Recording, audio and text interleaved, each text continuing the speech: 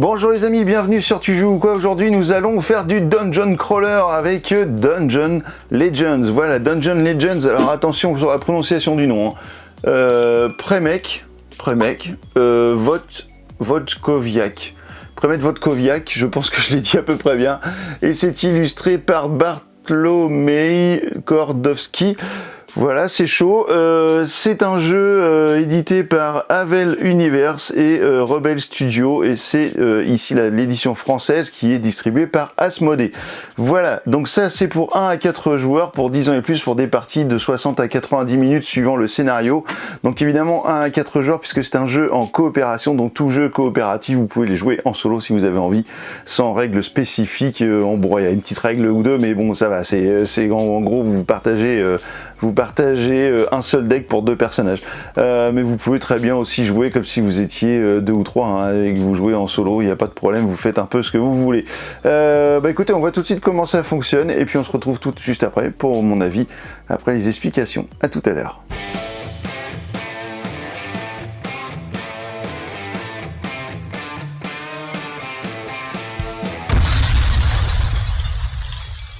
Voici le matériel pour une partie de Dungeon Legends. Alors, quel est le but de ce jeu?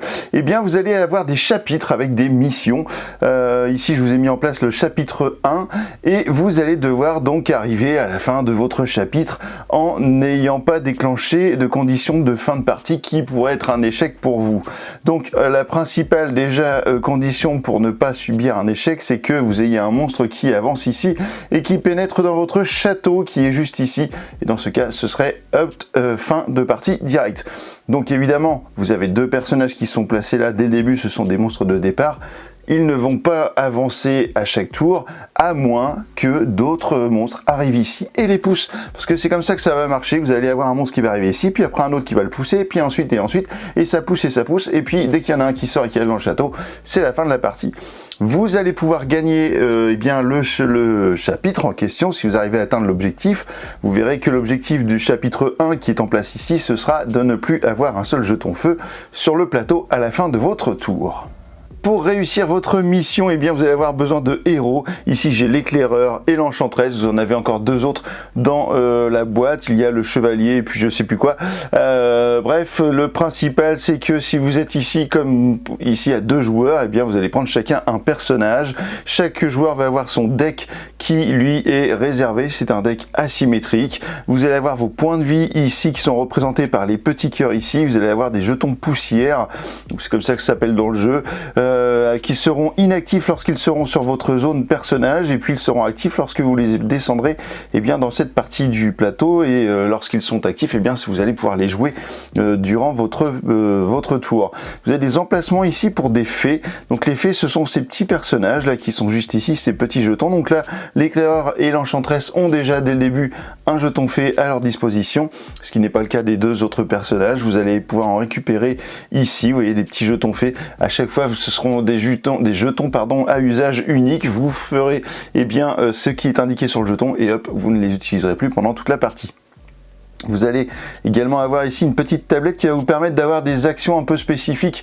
Lorsque vous le désirez, en fait, vous allez pouvoir les utiliser donc une seule fois par tour, par partie, pardon. Et puis donc votre petit cube va se déplacer. Et puis à chaque fois qu'il se déplace, vous allez faire l'action qui est en face de l'emplacement de ce cube. Donc je ne peux pas aller directement ici. Je serai obligé de passer par les bottes et ensuite les épées et ensuite le petit touragan qui est là. Je vais vous dire après à quoi ça correspond. Enfin, si vous êtes un peu habitué à des jeux, vous savez déjà à quoi ça sert. Peut-être celui-là, vous ne savez pas encore. Par contre, ici, lorsque vous avez des slashes comme ça sur cette tablette, quand vous mettez votre jeton ici, vous n'avez pas accès qu'à cette action. Vous allez choisir parmi les 4 actions celle que vous souhaitez et vous pourrez faire exactement la même chose sur les 2 autres actions que vous allez pouvoir faire. Donc on a des petits jetons supplémentaires dus au chapitre que sont ici nos jetons sauts, donc ça c'est propre au chapitre 1. Vous avez également des pièges ici que vous allez pouvoir activer avec les lieux qui sont présents ici. Donc vous avez une rivière de lieux, alors c'est pas vraiment une rivière puisqu'en fait ceux-là ne vont pas se déplacer, donc on a des emplacements de lieux, qui vont de numéro 1 à numéro 7, sachant que le 7 est un lieu fixe qui ne bouge pas. Ce jeu est basé sur un système de deck building, donc forcément vous allez améliorer vos cartes, et pour cela, eh bien, vous avez des cartes avancées qui sont ici, qui sont du plus bel effet parce qu'elles sont des cartes foil. Et si je vous en montre une juste ici, voilà, pour que vous la voyez bien, eh bien vous avez une action en haut et une action en bas. L'action en haut sera gratuite, l'action en bas vous coûtera une poussière. Donc lorsque vous avez des jetons poussière ici dans votre zone, si vous voulez faire eh bien l'action du bas, hop, vous payez une poussière. Et vous faites votre action du bas. Hop, je remets la poussière, je vais remettre la carte. Les cartes sont magnifiques. Franchement, c'est vraiment du plus bel effet. On a ici des jetons de dégâts pour les monstres parce qu'ils vont en prendre plein la tronche. On a ici des jetons pareil spécifiques au scénario numéro 1, donc ce sont des ravageurs. Ça, ce sont des pions qui vont venir à un moment donné sur des monstres et qui vont servir un peu de chair à canon devant le monstre. C'est-à-dire que vous serez obligé de dézinguer les ravageurs avant de pouvoir taper le monstre en question. Il y a également le jeton boue qui vous demandera un jeton, une action de déplacement supplémentaire lorsque vous voudrez rentrer dans la case où il sera installé. Allez, on regarde un petit peu tout de suite. Donc là, dans le chapitre 1, dans les petites boîtes, alors vous voyez, ce sont des petites boîtes comme ça. Voilà, c'est tout le matériel est hyper cool parce que tout est rangé dans les boîtes. Alors ici, il reste des pions sauts et puis vous avez des petits jetons, des petits supports comme ça en plastique parce que là, je vous ai couché les pions parce que on est en vue du dessus. Et dans chaque boîte, vous avez le contenu de de tout ce qu'il y a dans chaque coffre. Donc c'est vraiment très bien tout le matériel. C'est absolument dingue. Au niveau du rangement, c'est vraiment super cool. Et le plateau là, c'est pas un plateau en carton, c'est du néoprène, donc c'est vraiment cool. Voilà. Donc ici, je vous disais, on va installer les lieux. Donc vous allez les mélanger, les installer au hasard. Après, le hasard fera bien les choses ou pas pour vous. Vous verrez, vous allez avoir donc les deux monstres de départ parce que nous sommes deux. Si on était trois, eh ben, il y en aurait trois. Et puis ici, vous allez avoir le deck de monstres qui va contenir eh bien, toutes les cartes communes du jeu qui seront propres à tous les chapitres. À chaque fois, vous avez une même base. Et vous allez avoir donc 10 cartes, en tout cas pour le chapitre 1, qui vont venir s'ajouter ici et qui seront soit des cartes avec des monstres spécifiques pour le chapitre, soit des événements également qui seront en lien avec le chapitre puisque c'est ce qui va permettre d'utiliser les différents jetons. Alors comment ça va marcher pour faire des actions dans ce jeu? Eh bien vous allez prendre depuis votre deck les 5 cartes à chaque fois. Et ces 5 cartes, vous allez les utiliser complètement. Pourquoi? Parce que si vous ne les utilisez pas, de toute façon, elles seront toutes défaussées à la fin de votre tour. Donc vous aurez toujours la même chose. Je vais pousser un petit peu pour que vous puissiez voir les différentes cartes. À chaque fois, vous allez avoir un bandeau supérieur dans lequel vous allez retrouver les actions qui seront disponibles grâce à ces cartes pendant votre tour. Vous allez avoir une magnifique illustration et un texte d'ambiance. Bon, voilà, ce qui vous importe, c'est la partie haute. Vous allez également avoir un petit logo ici qui correspond à votre personnage. Donc ça, ce sont les cartes de l'éclaireur. Voilà, et chaque personnage a également des couleurs spécifiques. Vous voyez que vous retrouvez la couleur violette de l'enchanteresse sur ces cartes, comme pour tous les autres personnages. Alors, à chaque fois que vous allez jouer des cartes, vous allez les jouer. Vous allez les jouer que dans l'ordre que vous voulez. Par exemple, si vous mettez une carte avec une poussière comme ça, ça veut dire que vous allez prendre une poussière inactive et que vous allez la rendre active dans votre zone de poussière active. Ici, je peux faire exactement la même chose, j'en mets une deuxième. Je pourrais très bien dire, je vais me déplacer ici parce que en fait, mon personnage est là. Soit je me déplace, soit je récupère une autre poussière. Mais en tout cas, si je veux me déplacer, il faut que j'utilise la petite botte qui est ici. Ensuite, je vais pouvoir attaquer avec mon épée et il va falloir que j'attaque les différents monstres. Alors, vous vous doutez bien que ça risque parfois d'être compliqué. On peut être deux sur une même zone, il n'y a pas de souci. Donc par exemple, je pourrais me décaler d'un cran ici pour aller taper le monstre qui est le plus près du château et je vais pouvoir lui donner un coup d'épée. Voilà, avec cette épée. Donc là, je vais lui infliger un point de dégâts. Vous voyez qu'il a 4 points de vie. Donc maintenant, il n'en a plus que 3. Par contre, ce monstre, il a 2 petites mâchoires ici. Ça veut dire que lorsque je le tape avec une épée, donc au corps à corps, il va me mordre 2 fois et me donner donc 2 points de dégâts. Sauf que j'ai des petits boucliers. Donc j'ai prévu le coup. Et ici, j'utilise mes 2 boucliers pour parer les morsures de ce monstre. Donc je ne prends pas de points de dégâts. Alors pourquoi je suis venu sur ce monstre-là? C'est pour une raison simple, c'est que vous avez ici un autre symbole sur le monstre qui est une épée cassée. Ça veut dire que si je lui mets un coup d'épée, lorsqu'un monstre a cette icône-là, ça veut dire qu'il va parer mon premier coup d'épée, donc je ne vais rien lui faire en termes de dégâts. Donc ça, c'est un petit peu dommage. Et puis, vous avez avez également sur le bas de la carte les récompenses que vous allez gagner lorsque vous allez tuer ce monstre. Donc même si vous l'avez tapé plusieurs fois et que c'est un autre personnage qui l'achève, c'est seul le personnage qui l'achève qui va pouvoir gagner le trésor, enfin la récompense. En l'occurrence ici vous allez gagner une poussière que vous allez déplacer dans la zone active, et vous allez avoir ici ce symbole de carte, c'est que vous allez pouvoir choisir une carte ici dans les cartes avancées que vous allez placer au-dessus de votre deck et qui donc reviendra sur votre prochain tour. Donc ça c'est plutôt cool.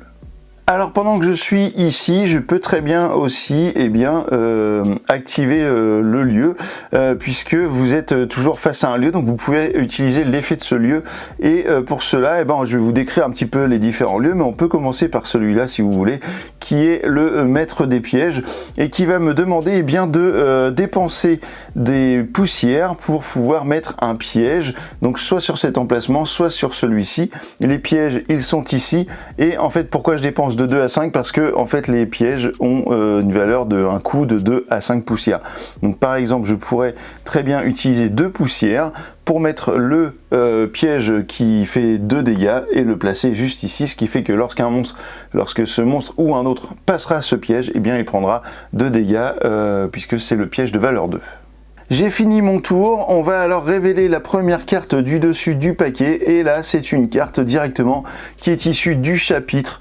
Alors la particularité de ce serpent de feu, c'est que on va mettre un jeton feu de la réserve dessus, et en fait la carte va avancer avec ce jeton feu, et lorsque la carte sera arrivée devant l'endroit du lieu indiqué sur la carte, le feu ira sur le lieu indiqué. Donc sauf si on arrive à vaincre le serpent de feu avant qu'il n'arrive à la baliste. Sinon, lorsqu'il arrivera ici, il mettra le feu à cette pièce au lieu. Donc voilà, donc ça c'est un peu embêtant, parce que en plus, lorsque vous terminez votre tour sur un endroit où il y a du feu, vous allez perdre un point de vie. Bon, c'est un peu logique, mais du coup, si vous arrivez avec du feu partout, ça va devenir un petit peu compliqué. Alors la baliste, à quoi elle sert? C'est que vous allez pouvoir faire des attaques à distance, et à distance jusqu'à l'autre bout du plateau, parce que là c'est entre 1 à 5 cases, donc vous allez pouvoir taper n'importe quel monstre avec cette baliste. Donc si vous dépensez 2 poussières en étant dans ce lieu, vous allez lancer le dé, et suivant le résultat, ça fera telle ou telle action. Par exemple ici, si je fais un 1, ça ne fera rien du tout, j'aurais raté mon tir. À partir de 2 ou 3, j'infligerai un dégât à un monstre entre 1 et 5 cases depuis la baliste, et puis si je fais 4, 5 ou 6, c'est 2 dégâts que je pourrais infliger à un monstre, donc c'est plutôt balèze. Ici nous avons le lieu de l'embrasement, donc en fait pendant notre tour, on va pouvoir arriver avec un seau qui serait rempli d'eau. Voilà, vous allez voir qu'on peut remplir les seaux d'eau, donc une fois qu'il est rempli, si je viens jusqu'ici, je peux vider mon seau sur ce lieu, et à ce moment là j'enlève un jeton que je remets dans la réserve. Donc c'est comme ça que vous allez épuiser les jetons feu sur ce lieu au fur et à mesure, et puis peut-être éteindre d'autres incendies à d'autres endroits. Donc pour ça il va falloir remplir votre seau, et par exemple ici le lac souterrain va vous permettre de le faire. Si vous êtes sur ce lieu, vous utilisez 2 bottes et vous allez pouvoir remplir votre seau. Vous allez également pouvoir le remplir ici à la fontaine ancienne en dépensant 3 poussières qui vont vous permettre de remplir votre seau d'eau. Si jamais vous êtes à un endroit, par exemple ici, vous n'avez plus de déplacement et que l'autre personnage y est également, vous pouvez échanger vos seaux en disant tiens, je te donne mon seau plein, tu me donnes ton seau vide. Et comme ça, le tour d'après, l'autre joueur se déplace, il éteint des feux, et c'est bien pratique. Voilà, donc ça c'est gratuit, ça vous coûte pas d'action, c'est plutôt cool de pouvoir échanger les seaux. Et le dernier lieu, je viens de lui mettre 2 petites fées dessus, parce que c'est son pouvoir. À chaque fois, il aura 2 petites fées prises au hasard, installées sur le lieu. Et pour le prix de 3 poussières, vous allez pouvoir piocher une carte de votre deck. Mais si vous défaussez une carte et que vous payez une poussière, vous allez pouvoir récupérer l'une des 2 fées qui se trouverait sur ce lieu. Et une fois que vous avez pris la fée que vous l'avez mise sur votre plateau, vous allez en prendre une au hasard pour remettre recharger le lieu. Également, lorsque vous allez éteindre un feu, vous allez pouvoir récupérer une fée ou alors une carte avancée qui va vous permettre de faire évoluer votre deck. vous allez avoir des petits jetons comme ça qui pourraient très bien arriver et puis venir eh bien par exemple sur cette case, la 5, et bien dans ce cas-là, ça va être un petit peu embêtant parce que vous allez vous faire attaquer un peu plus, ou bien même, vous voyez, si ça arrive sur la 6, là c'est 3 dégâts que vous prenez, donc là c'est un peu chaud à arriver à parer, donc à un moment donné, si vous voulez, vous pouvez arriver sur le lieu numéro 7 ici, pour payer 3 poussières, et à ce moment-là, enlever un jeton comme ça et le remettre dans la réserve. À un moment donné, si vous perdez bien tous vos points de vie, bien votre héros sera fatigué. Vous allez le ramener ici sur la case numéro 7. Vous allez recharger ses points de vie, mais par contre vous allez évidemment arrêter ses actions, hein, il ne fera plus rien. Et puis vous allez charger deux cartes ici au niveau du deck plutôt qu'une. Et du coup forcément ça peut avoir une incidence importante puisque ça peut tuer la partie si jamais vous étiez déjà bien chargé ici. Donc si on regarde par exemple, on va tirer 2 cartes. Ici c'est un événement. Donc là c'est un événement menace. Lancez le dé et placez ensuite un jeton de menace à côté du personnage des monstres portant le numéro obtenu. Vous voyez ici le 5. Je vous disais tout à l'heure. C'est comme ça que vont apparaître ces jetons là. Et puis ici on a une deuxième carte. Dis donc décidément on n'a pas de chance. Ici on nous dit que vous incendiez le maître des pièges. Donc on prend un petit jeton feu de la réserve, et lorsque ce serpent de feu arrivera devant le maître des pièges, il va l'incendier directement. Eh bien écoutez, voilà, vous savez désormais jouer à Dungeon Legends et vous allez pouvoir vous débrouiller pour faire votre première partie et puis essayer ce chapitre qui est vraiment cool. J'avoue que l'idée d'aller remplir ces seaux là et puis d'aller éteindre les feux, c'est vraiment très sympa. Nous on a beaucoup pris de plaisir en tout cas déjà avec ce scénario, et on n'est pas déçu non plus par la suite. Donc écoutez, je vous retrouve dans un instant pour mon avis. À tout de suite. Et bien voilà, vous savez désormais comment fonctionne Dungeon Legends. Alors qu'est-ce qu'on en a pensé? Et bien au niveau du matériel, on a quelque chose de très qualitatif, hein. Vraiment, le jeu, vous avez tout est rangé dans des petites boîtes. Ça, c'est hyper bien. Il n'y a rien qui bouge. C'est juste dingue. On a souvent la réflexion de dire que lorsque l'on dépunch des trucs, on sait jamais où foutre les trucs et tout ça. Là, tout est indiqué. Vraiment, c'est hyper bien fait. Vous avez toutes vos petites boîtes que vous allez assembler. Là, une fois que vous avez compris comment en faire une, après vous les faites à la chaîne. Et puis vraiment tout est indiqué à l'intérieur des couvercles. Dans la notice, c'est marqué pareil. Quel est le contenu de chaque boîte, c'est hyper bien foutu. En termes de matos, on a du très beau matos. Évidemment, c'est des petits standees, mais sinon, ça aurait peut-être des petits personnages en acrylique, ça aurait pu être cool. Mais bon, en tout cas, c'est déjà très bien. Et puis les cartes foil pour les cartes avancées. Franchement, on se croirait un très bon TCG. Hein. Là, pour le coup, on est gâté en termes de matériel et d'illustration. La règle est plutôt bien foutue, et donc vous avez une règle qui est assez courte qui vous explique un petit peu les rudiments du jeu, et puis vous avez un autre livre qui va vous permettre de faire la mise en place de chaque chapitre, et puis également de vous indiquer les différents jetons qui vont arriver, etc. pour vous expliquer comment vont fonctionner chaque chapitre avec les conditions de victoire ou de défaite. Au niveau de la mécanique, c'est très simple, vous avez vu, on joue ces 5 cartes, on active un lieu, on peut activer un deuxième lieu si on veut, mais pas le même 2 fois, et puis après on va tirer une carte, et puis ça va pousser les monstres, ou alors ça va créer des événements. Donc ça c'est très bien foutu. On peut pas, les monstres nous attaquent pas, en fait il n'y a pas un tour d'attaque de monstres, les monstres nous attaquent lorsqu'on les attaque, en fait il y a voilà un coup, une morsure que l'on se prend.